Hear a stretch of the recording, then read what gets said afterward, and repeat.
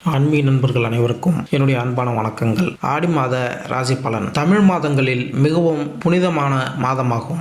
தெய்வ வழிபாட்டிற்கு உரிய மாதமாகவும் கருதப்படுவது ஆடி மாதம். பூமியில் தெய்வ சக்தி நிறைந்திருக்கும் மாதமாகவும் இந்த மாதம் கருதப்படுகிறது. இந்த மாதத்தில் விரதம் இருந்து வழிபடுவது உடல், மனம் மற்றும் வாழ்க்கை ஆகியவற்றிற்கு பலவிதமான நன்மைகள் தரக்கூடியதாகும். அம்மன் வழிபாட்டிற்கு உரிய மாதம் என்பதால் பெரும்பாலான அம்மன் கோயில்களில் ஆடி மாதத்தில் திருவிழா எடுத்து சிறப்பாக கொண்டாடப்படுவது வழக்கம். ஆடியில் விரதம் இருந்தால் வாழ்க்கை செழிக்கும் என்பது மக்களின் நம்பிக்கையாக உள்ளது.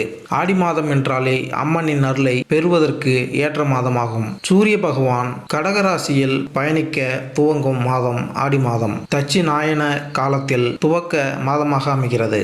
இது பித்ரு லோகத்தில் இருந்து நம்முடைய முன்னோர்கள் நம்மை காண பூமிக்கு வரும் காலமாகும். ஆடி மாதம் பருவமழை துவங்கும் காலம் என்பதால் பலவிதமான நோய்கள் பரவும் காலமாக உள்ளது.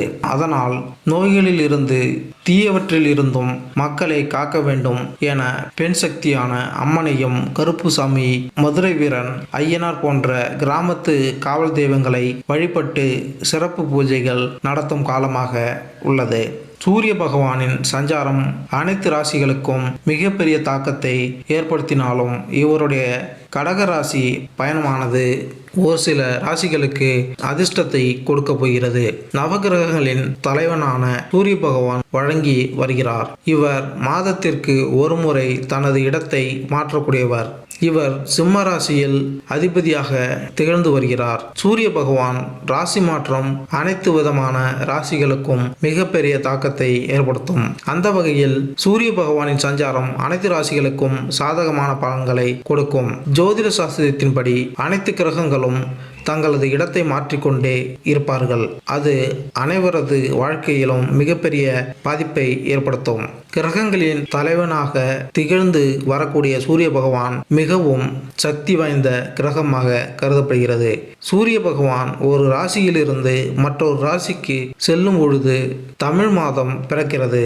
அந்த வகையில் சூரிய பகவான் சஞ்சாரம் இந்த ஆடி மாதத்தில் நிகழ உள்ளது.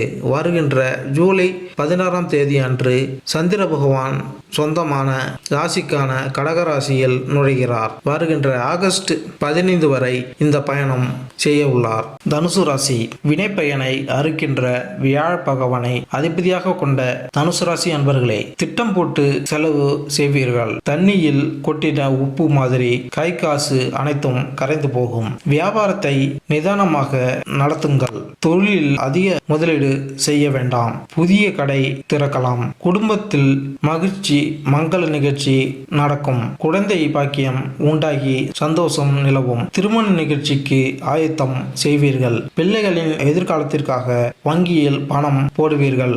ஏற்கனவே இருந்த வேண்டுதல் நிறைவேற்றுவதற்காக குலதெய்வ கோவிலுக்கு பொங்கல் வைத்து சாமி கும்பிடுவீர்கள். படித்த இளம் தம்பதிகள் கருத்து வேறுபாட்டால் பிரிந்து போக நிலை உருவாகும். பட்டமங்கலம் சென்று தட்சிணாமூர்த்தியை வணங்கி வாருங்கள். தொட்டதெல்லாம் துலங்கும். யாக சஞ்சாரம் செய்தால் உங்கள் வேலையில் அதிர்ஷ்டம் அதிகரிக்கும். தடைப்பட்ட உங்களின் வேலைகள் மீண்டும் தொடங்கி வெற்றியாக முடிவடையும். தனுசு ராசினருக்கு வருமான உயர்வு ஏற்படும். குடும்பத்தில் இருந்த கவலைகள் தீரும். சூரியனின் அருளால் உங்களின் வருமானம் உயரும். சேமிக்க முடியும். வேலை தொடர்பாக புதிய வாய்ப்புகளை பெறுவீர்கள். வெளிநாடு செல்வதற்கான வாய்ப்புகளை பெறுவீர்கள். உங்களின் கடவுள் தன்னம்பிக்கை அதிகரிக்கும். சந்தர்ப்பங்களை சரியாக பயன்படுத்திக் கொள்வீர்கள். ஆன்மீக நிகழ்ச்சிகளில் பங்கேற்கும் வாய்ப்புகளும் புதிய ஸ்தலத்திற்கு செல்லும் வாய்ப்புகளும் கிடைக்கும். மேலும் இந்த வீடியோ உங்களுக்கு பிடித்திருந்தால் லைக் பண்ணுங்க, கமெண்ட் பண்ணுங்க, மறக்காம சப்ஸ்கிரைப் பண்ணுங்க. நன்றி, வணக்கம்.